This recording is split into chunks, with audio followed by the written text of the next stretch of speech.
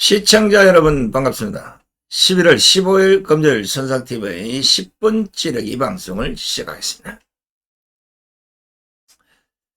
어제부터 10분 찌르기 첫 방송을 시작했는데 많은 분들이 관심을 가져주셔서 대단히 고맙습니다. 이왕 지사 수고하시는 거 이 방송과 우리 준 PD가 오전 7시 오후 5시 진행하는 손상TV2 팩트체크 이것도 SNS 이런 데 많이 좀 뿌려주시면 고맙겠습니다.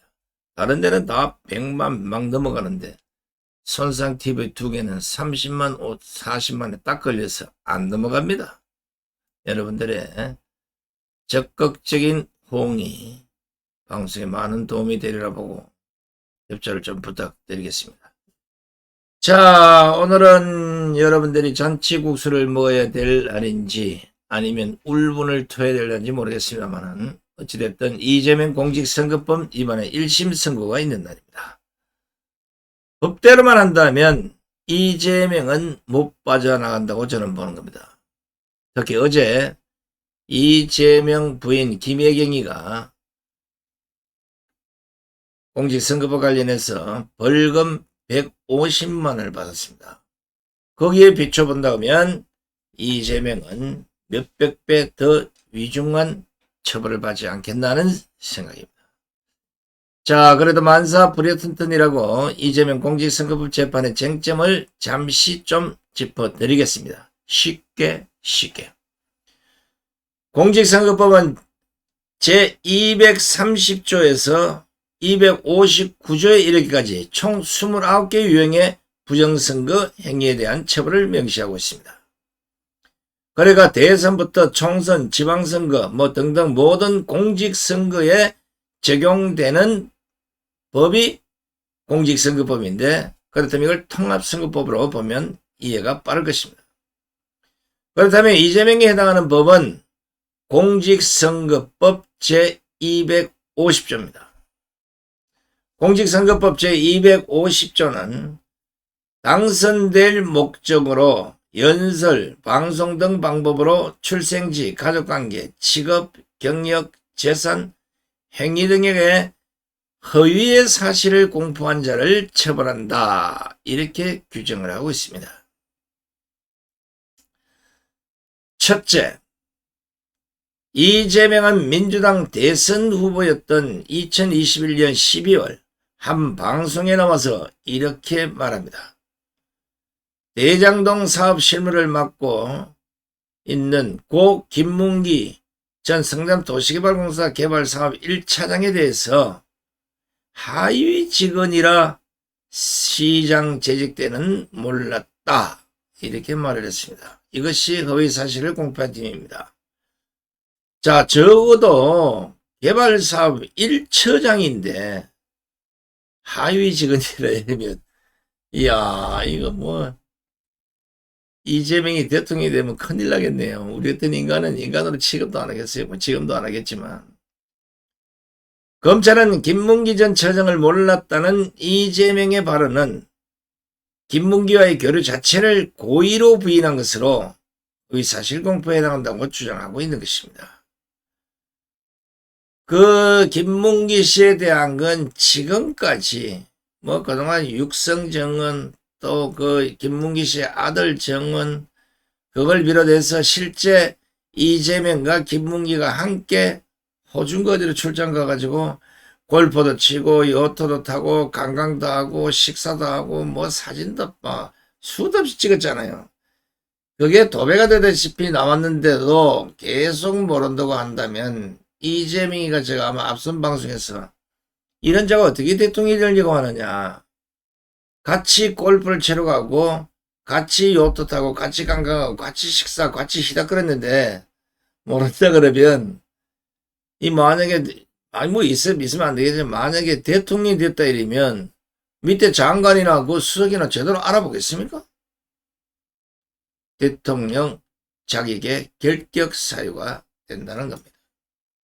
자, 고 김문기 씨는 여러분 알다시피 유동규, 이재명 이런 분들 함께 호주에 출장 갔습니다. 지금 사진을 보시면 알겠지만 유동규 대표도 저와 여러 번 만나서 얘기를 했지만 모른다는 건 말도 안 된다는 헛소리라고 말이에요. 이거 보십시오. 이렇게 말도 안 되는 소리 몇 명, 수십 명도 아니고 봐요. 이거 몇 명이요. 11명이 갔는데 축구선수 11명도 누가 누군지를 모른다 이러면 사진도 찍어주고 했는데 이재명은 법의 처벌보다는 하나님으로부터 큰 벌을 받을 수 있음을 상기하시기 바랍니다. 둘째는 이재명이 같은 해 10월 국회 국토교통위원회 국정감사에서 백현동 부지용도 변경과 관련해서 이렇게 말을 합니다. 국토교통부의 협박이 있었다. 이건 역시 허위 발언 혐의가 됐습니다. 그러나 이 재판의 정인으로 한 국토부와 성남시청 직원들은 대체로 국토부 압박은 없었다. 이렇게 증언을 했던 겁니다. 만약 오늘 이재명 재판 1심 선고에서 100만 원 이상 형이 나오고 대법원에서 형이 확정될 경우 이재명은 의원직을 상실하게 됩니다. 일반인들 중에는 오늘 1심 선고가 나오면 바로 구속할 수 있느냐 이런 얘기들이 있는데 지금부터 설명한 걸 잘 들어보시면 이해가 빠를 겁니다. 또 5년간 피선거권을 박탈당하고 차기 대선에 나오지 못하게 되는 겁니다. 사실상 정치적 생명은 끝나는 것입니다. 그렇다고 1심 선고에 따라서 바로 의원직을 상실하는 것은 아닙니다. 대법원 판결까지 나와야 합니다.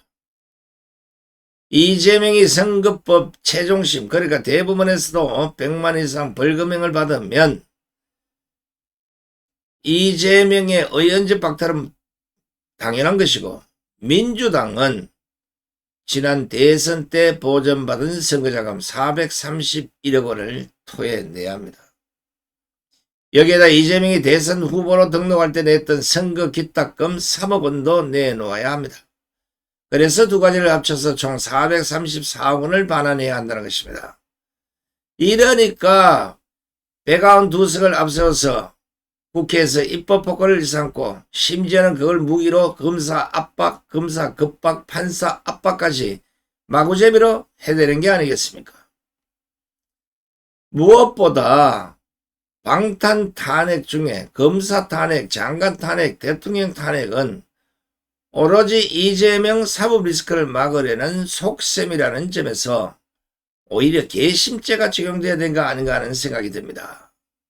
제가 왜 개심죄 얘기를 하느냐 아니면 다른 거 모르고 저 같은 경우는 한번 비교해 보겠습니다. 저 같은 경우는 박근혜 대통령 불법 탄핵 관련 집회 재판에 최후 진술에서 제가 듣다가 너무 자존심이 상해서 최후 진술에서 다음과 같은 얘기를 합니다. 존경하는 재판장님, 촛불 든 국민만 대한민국 국민이 아닙니다.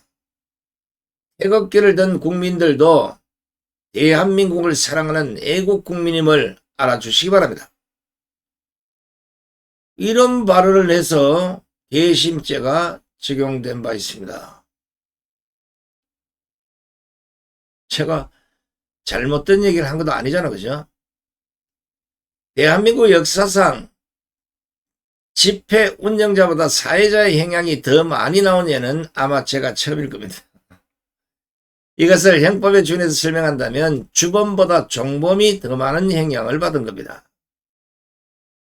실제 당시 재판에서 집회 집행자인 정강용이는 1심에서는 저하고 똑같이 징역 2년을 선고받았는데 바로 방금 들려드린 이 발언 때문에 집회 집행자는 징역 1년 6월에 집행 2년을 받은 반면 저는 징역 2년에 집행유예 3년을 받았던 겁니다. 밑에 노란색, 파란색 한번 보십시오. 요 위에 제목도 있습니다. 정강용 징역 1년 6월에 집행유예 2년, 손상대 징역 2년에 집행유예 3년. 대단하지 않습니까? 그렇다면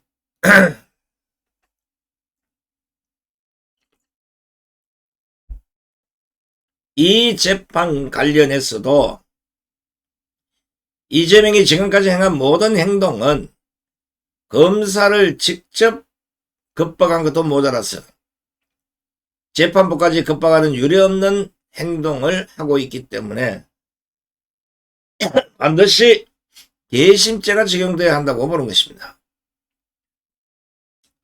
무엇보다 자신의 사법 리스크를 방탄하기 위해서 대한민국 국회를 방탄으로 사법부와 공권력을 겁박하는 것은 사법부가 관용을 베풀어서는 안 된다고 보기 때문입니다. 또 한 가지 우려되는 것은 대법원 판결까지의 기간입니다.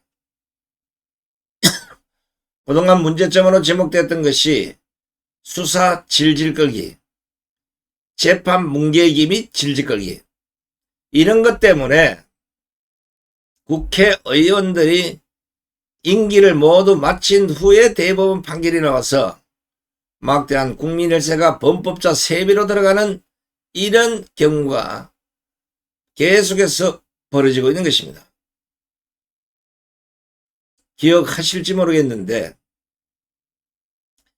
지난 9월 30일 대법원 법원행정처는 공직선거법 위반 사건 1심 재판을 6개월 이내에 끝내달라고 전국법원에 경고했습니다.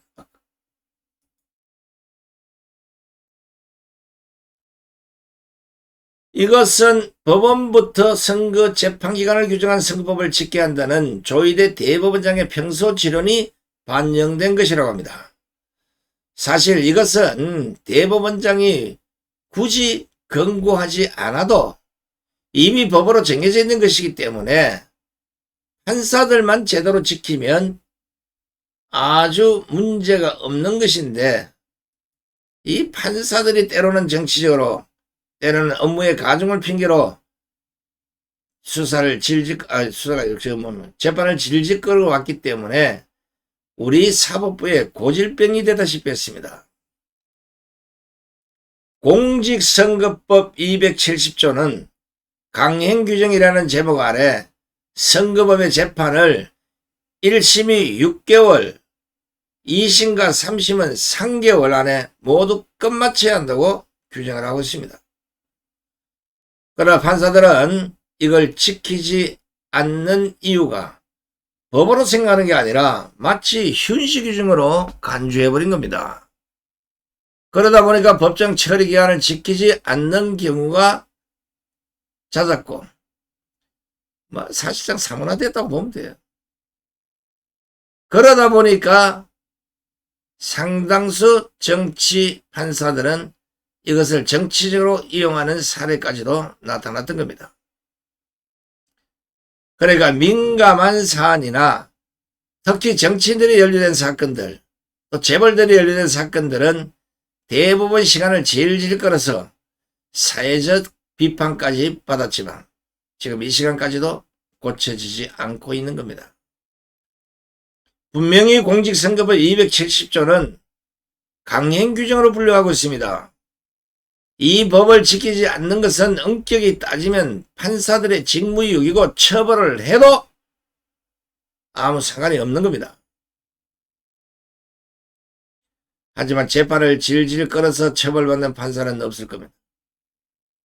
왜냐하면 그냥 업무가 가중해서 핑계를 대버리면 그만이기 때문에 거기에 대해서 갖다붙다 할 수는 없잖아요.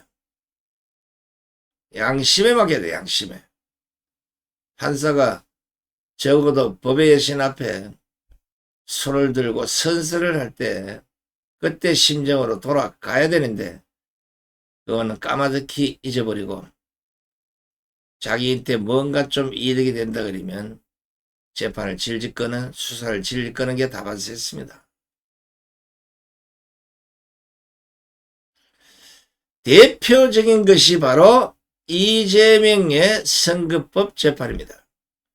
이재명이가 이 선거법 관련해서는 지난 2022년 9월에 기소가 됐습니다. 그리고 오늘이 1심 선고일입니다. 그러니까 1심만 결국은 2년 2개월인 26개월 만에 1심 선고가 있는 날입니다. 야, 6개월인데 26개월을 끌었으면 20개월을 질질 끌어왔다는 거 아니에요. 이 관련 사건들이 비슷비슷한 게 많아요. 또 문재인 청와대 울산시장 선거 개입 사건은 기간 더 길어 기소가 된 지 3년 10개월 만인 지난 8월 29일 1심 판결을 선고했습니다.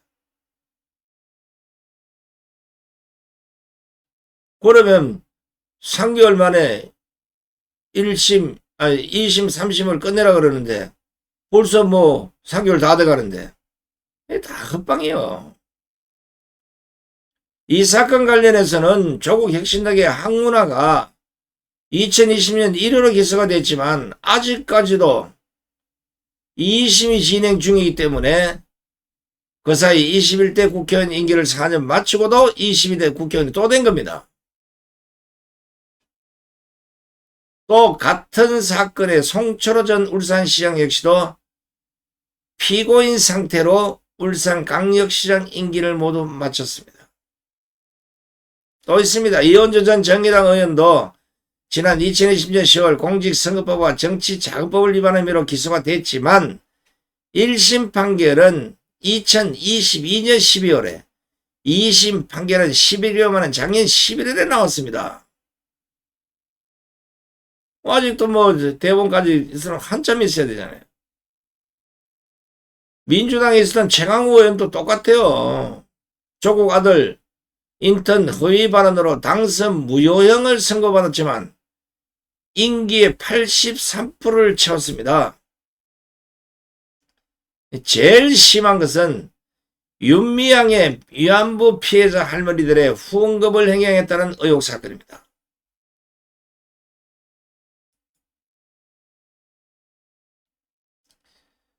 윤미향의 이 사건 의혹이 불거진 건 21대 총선 직후였습니다.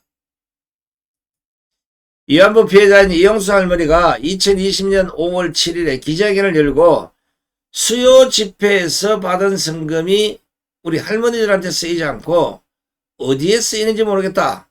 이런 의혹을 제시했고, 그러면서 윤미향 이 사람은 국회의원을 해서는 안 된다고 폭로하면서 이 사건이 시작된 겁니다. 이때 윤미향은 민주당의 위성정당인 더불어시민당에서 비례 순번 7번으로 당선인 신분이었습니다. 이용수 할머니는 92년 윤미향이 대표했던 정의기억연대 전신 한국정신대문제대책협의회, 줄이면 정대협 시절에부터 함께 활동했던 사람입니다. 이 사건으로 인해서 윤미향은 2020년 6월 1일 국회의원으로 첫 출근을 합니다. 그리고 나서 3개월 뒤인가 그때쯤인데 9월 14일에 기소가 됐습니다. 기소까지는 4개월 남짓 걸렸지만 이후 시작된 재판은 무려 50개월이나 걸렸습니다. 1심 선고까지만 약 2년 5개월이 소요가 됐고 2심 선고를 받아보고 상고하기까지 4년 동안 윤미향은 30차례 법정에 출정하면서도 국회의원으로 활동하는 데는 아무런 지장을 받지 않았던 겁니다. 그러다가 윤미향은 지난 5월 21대 국회의원에서 4년간 임기를 모두 마친 겁니다. 그리고 나서 국회의원 퇴임 이후인 6개월여 만에 대법원 확정 판결이 나왔습니다. 대법원은 윤미향에게 업무상 행령, 기부관법 위반 등의 혐의를 유죄로 인정해서 징역 1년 6월에 집행유예 3년을 선고한 원심을 그대로 확정을 했습니다. 시간을 끌 이유가 없었던 겁니다.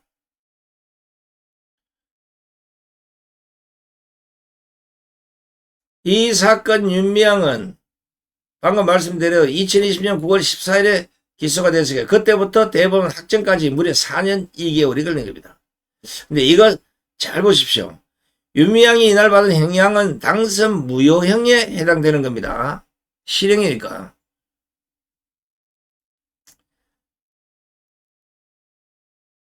윤미향은 당선 직후부터 후원금 횡령이라는 정치적 치명상을 입었지만 법원의 판단이 길어지는 이 사이에 국회의원직을 그대로 유지한 대표적인 국회의원으로 임기를 다 때운 겁니다.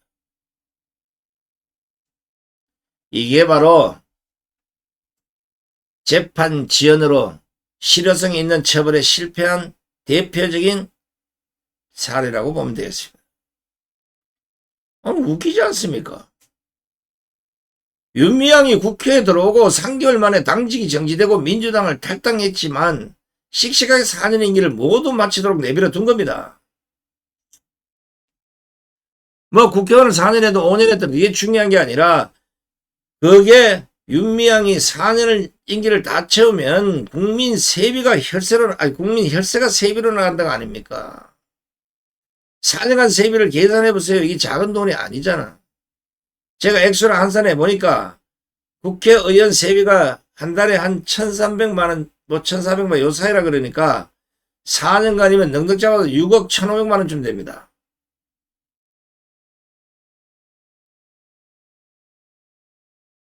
빨리 후닥닥, 좀 후닥닥 아니, 뭐, 대부분에서 뭐, 그 머리 좋은 사람들이 앉아가지고 시간만 때우는 거야. 솔직한 얘기로 이틀이면 다 되잖아. 임기는 끝났습니다. 국회의원 임기는. 그러나 임기 중에 선고를 받은 원심의 형이 대법원에서 확정됐기 때문에 이거 윤미향을 상대로 돌려받거나 아니면 재판을 지질건 판사를 상대로 국민들이 구상권을 청구해야 된다. 저는 그렇게 생각합니다. 물론 국민을 대표하는 게 정부니까 정부가 구상권을 청구하라는 겁니다. 왜냐하면 잘잘못을 정확하게 짚어야 할 사법부가 본질적인 과제를 소홀히 했기 때문에 이런 문제가 발생한 거 아닙니까? 특히 대법원 판결은 저도 받아봤지만 굳이 시간을 끌 이유도 없으면서 실제로 질질 끌었습니다. 저는 방금 말씀드린 대로 징역 2년에 집행유예 3년을 받았는데 집행유예 기간이 5년 정도 갔어요. 하도 열받아서 대법원에 가서 따지고 했더니 그때서야 대법원 판결을 해주었던 겁니다. 이런 엉터리들이 어디 있습니까? 제가 실제로도 예전에 기자 현역 생활에 있을 때도 그때도 봐도 몇 년씩 처박아 놨다가 결론은 그냥 귀각! 이 황당한 대법원 판결이 한두 건이 아니었다는 겁니다. 윤미향 사건도 보십시오. 국회의원 임기 전에 문제가 있음이 드러났으면 어느 사건보다 재빨리 진행을 해가지고 국민 혈세가 밖으로 새는 걸 막아야 되는 거 아니냐. 일반인이나 사기업체 사람 같으면 뭐 좀 그럴 수 있다 치지만 윤미향은 고액의 세비를 국민 혈세로 받아 챙긴 국회의원 아닙니까? 이 나라 행정이 엉터리고 개판이 아니라면 윤미향이 4년간 받아간 6억 1,500만원에 대해서 윤미향이나 아니면 윤미향 1, 2심 재판부 대법원 관련자들 전부 공동으로 물어내야 되는 거 아니냐. 재판이 늦어져서 임기를 다 마쳤다는 것 때문에 발생하는 정치적 불신이나 사법 불신은 그렇다 치겠지만 재판을 정상대로만 진행했으면 그 많은 세비를 아낄 수도 있지 않았습니까? 윤미향은 다른 범죄도 아니고 국고보조금을 유용한 혐의로 재판을 받으면서 4년간 수억 원의 세비를 수령한 일입니다. 국고보조금을 유용했는데 국가 돈을 또 세비로 준다는 게 말이 되냐고. 그러니까 민주당은 쓸데없는 악법만 자꾸 발휘하지 말고 국민의 혈세가 탕진된 이런 문제는 세비 전액을 한수하는 특별법을 만들든지 아니면 1심에서부터 기소가 돼버리면 바로 배지를 떼든지 뭔가를 조치를 해야 될 거 아니냐 이거예요. 맨날 한다르게 이재명 방탄이라 하고 자빠질 거 말이에요. 조희대 대법원장이 지난해 12월 취임 때부터 재판 지연 해소를 최우선 과제로 꼽고 국민들에게도 그렇게 공포를 했습니다. 법원장의 재판, 공판 중심주의의 적정화 기조 등 다각도에서 접근을 하고 있는 것처럼 얘기는 했는데 아직 얼마나 접근했는지는 알려진 바 없습니다. 그러니까 아직까지 눈에 띄는 성과가 나오지 않는다는 얘기예요. 그래서 오늘부터 이재명 재판을 우파 국민들은 매의 눈으로 지켜보게 될 것입니다. 특히 손상TV는 이런 걸 간과하지 않을 겁니다. 이런 간행은 다 끊어내야 됩니다. 앞으로도 국회의원들의 경우는 비슷한 사례가 계속 나오지 않겠습니까? 제발 아무리 국회의원 신분이라고 해도 기소가 되면 쪽팔려서 스스로 사퇴해야 되는 겁니다. 도덕적으로 치명상을 입은 사람이 국회의원직을 연명한다는 게 이거 너무나 치졸한 거 아닙니까?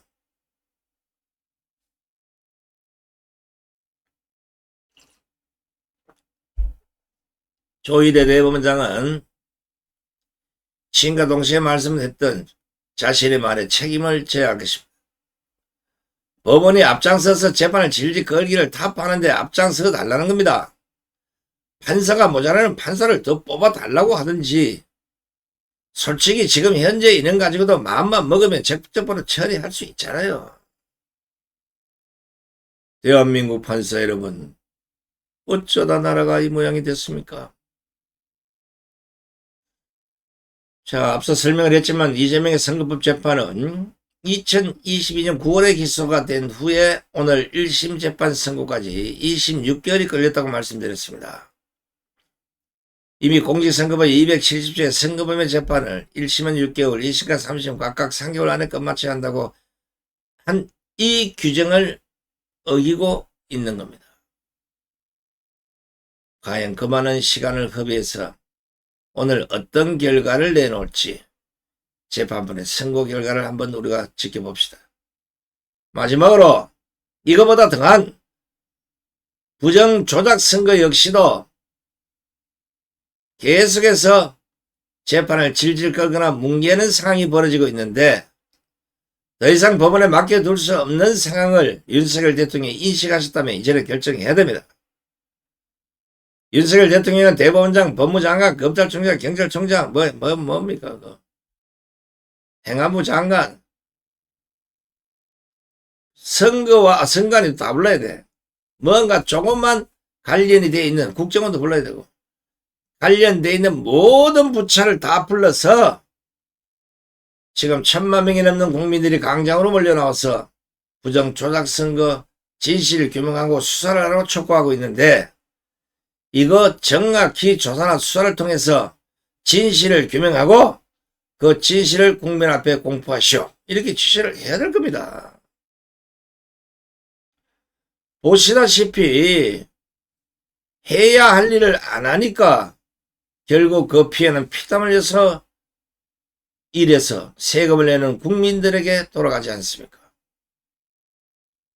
자고로 전 세계 역사를 보할 때 국민을 무시하는 정권이나 정당은 반드시 망한다는 거, 이거 윤석열 정권은 꼭 염두에 두시기 바랍니다.